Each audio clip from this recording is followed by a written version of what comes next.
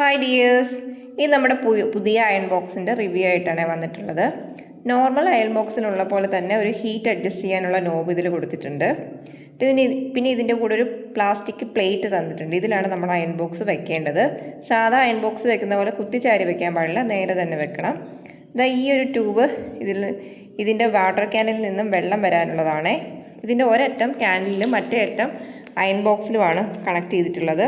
പിന്നെ ഒരു കറുത്ത ഒരു നോബ് ഇതിലുണ്ട്. ഇത് ലൂസാക്കുന്നതിനനുസരിച്ചാണ് വെള്ളം ക്യാനിലൂടെ ട്യൂബിലൂടെ അയൺ ബോക്സിലേക്ക് എത്തുന്നത്. പ്ലഗ് ഓണാക്കിയ ശേഷം അയൺ ബോക്സിലും ഒരു ഓൺ ഓഫ് സ്വിച്ച് കൊടുത്തിട്ടുണ്ട്.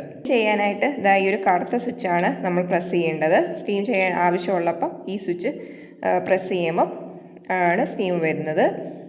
സ്റ്റിച്ച് ചെയ്യുന്നവർക്ക് അത്യാവശ്യം വേണ്ട ഒന്ന് തന്നെയാണ് ഇങ്ങനെ ഒരു സ്റ്റീം അയൺ ബോക്സ്. ഇതുണ്ടെങ്കിൽ നിങ്ങളുടെ സ്റ്റിച്ചിങ്ങിൻ്റെ ലെവൽ തന്നെ മാറും. പിന്നെ ക്യാനിലെ വെള്ളം തീരുന്നതനുസരിച്ച് ഇതുപോലെ വെള്ളം ഒഴിച്ച് കൊടുക്കേണ്ടതുമാണ്. അപ്പോൾ അടുത്ത വീട്ടിൽ കാണാം. ബൈ.